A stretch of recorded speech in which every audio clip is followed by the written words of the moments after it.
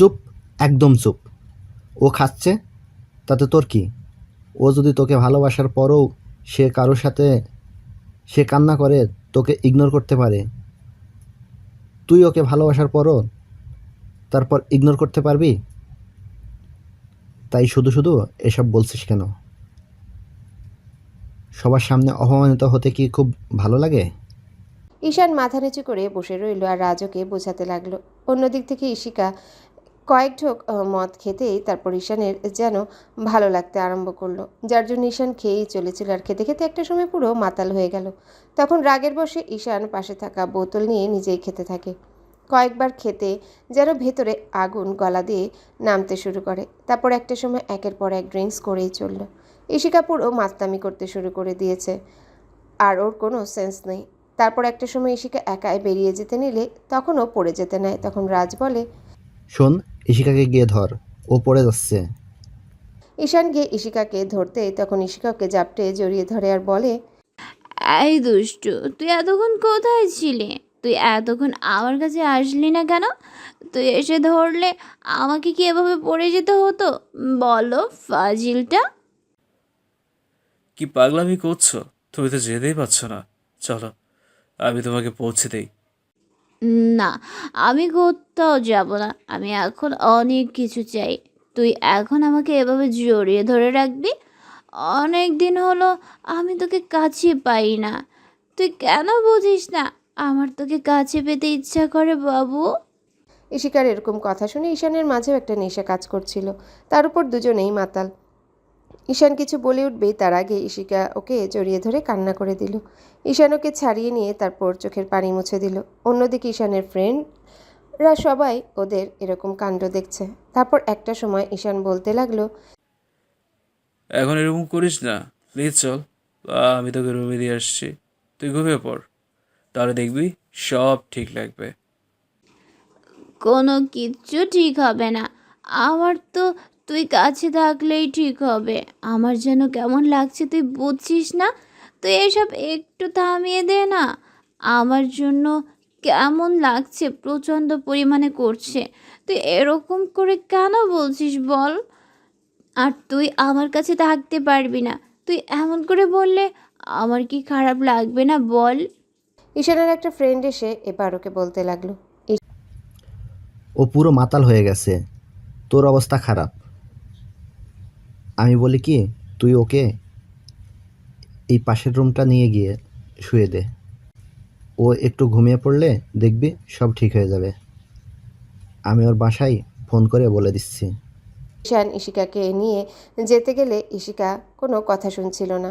তখন রাজ ইশারায় ঈশান ওকে কোলে উঠিয়ে নেয়। তারপর ঈশান গিয়ে ওকে বিছানায় শুইয়ে দিতে গেলে ঈশিকা ঈশানের শার্টের কলার ধরে। তাল সামলাতে না পেরে মাতাল অবস্থায় থাকাতে এসে ঈশিকার গায়ের উপর পড়ে যায়। ঈশিকা নিচে আর ঈশান উপরে। দুজনে পুরো ঘোর লাগা দৃষ্টিতে দুজনের চোখের দিকে তাকিয়ে আছে। তারপর ওদের মাঝে কী কথা হলো সেটা তো আপনারা জানতেই পেরেছেন। এই ঘটনার পরদিন সকালে ওদের মাঝে কী কথা হলো সেটাও আপনারা জানতে পারলেন। আসলে পুরো ঘটনাগুলো সম্পূর্ণ ঈশান আর ঈশিকার ফ্রেন্ডসদের একদম একটা প্ল্যান ছিল, যাতে ওরা দুজন দুজনকে মিশিয়ে নেয়, মিলেমিশে একাকার হয়ে যায় আর দুজনে এরকম একটা ভুল করে ফেলে।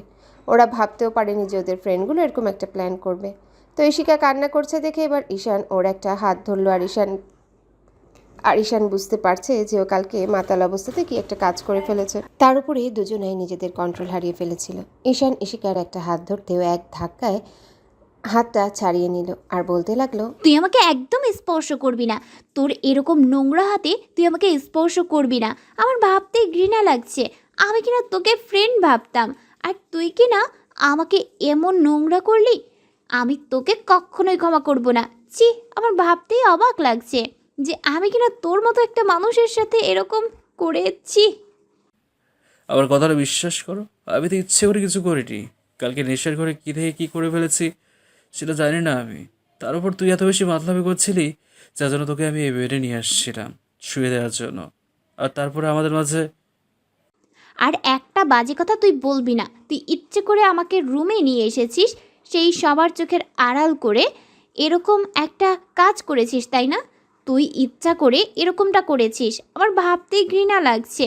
আমি কিনা তোর সাথে এরকম একটা সম্পর্কে জড়িয়ে পড়লাম। আমার কথাটা শোন। আহ, আমি তো ওইগুলো ইচ্ছে করে করিনি। তুই কেন এগুলো বুঝতে চাইছিস না? এটা তো সাধারণ বিষয়।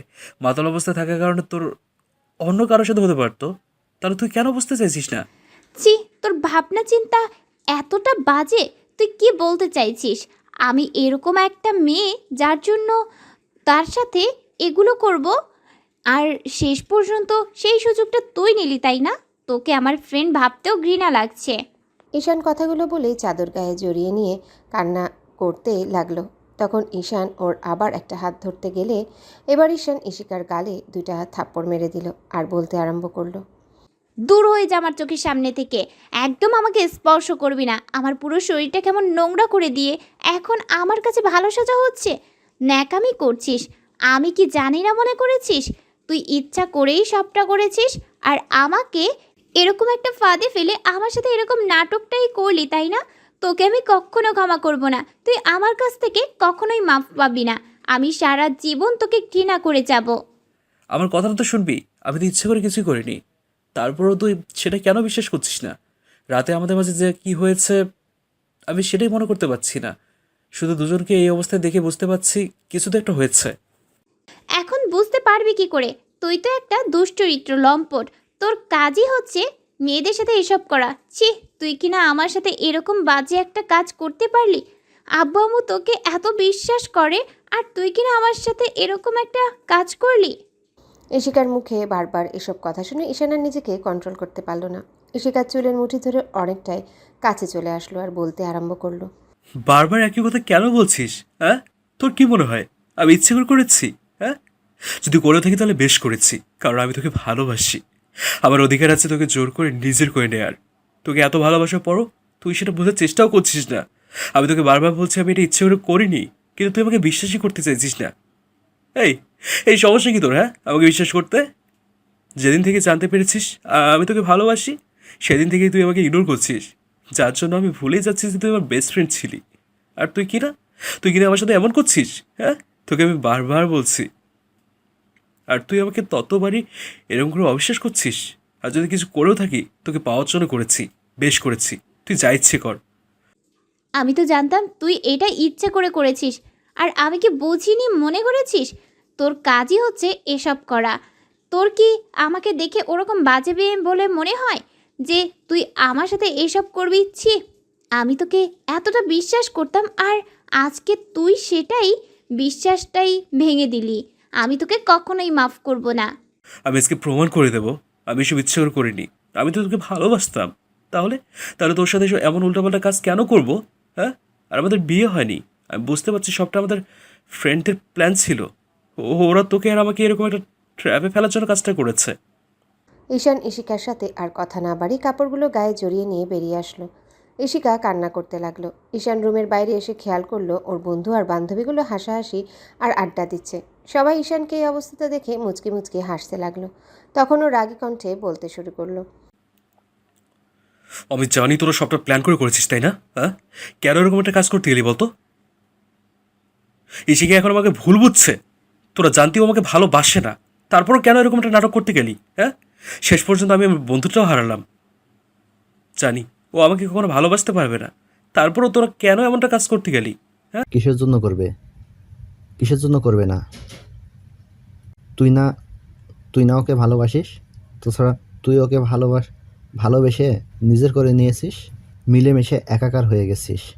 তাতে অন্যায় কি আছে? এমন কাজটা কেন করতে গেলি তোরা?